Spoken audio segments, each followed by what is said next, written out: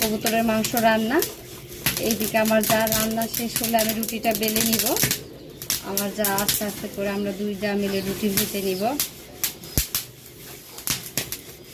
দেখেন রুটি বানানো একটা কৌশল আছে, ইচ্ছে করলেই সবাই এত সুন্দর রুটি বানাতে পারে না। রুটির একটা গোল শেপ আসে, এই শেপটা হচ্ছে সুন্দর হলে রুটিটা দেখতে ভালো লাগে। আর রুটিতে যদি আমরা আটা বেশি দেই তাহলে ভাজতে গিয়ে রুটি হলুদ হয়ে যাবে। চালের রুটি যে যত সাদাভাবে ভাজতে পারবে খেতে ততটাই মজা, কারণ হলুদ হয়ে গেলে তো রুটিটা খেতে ভালো লাগবে না, গন্ধ লাগবে।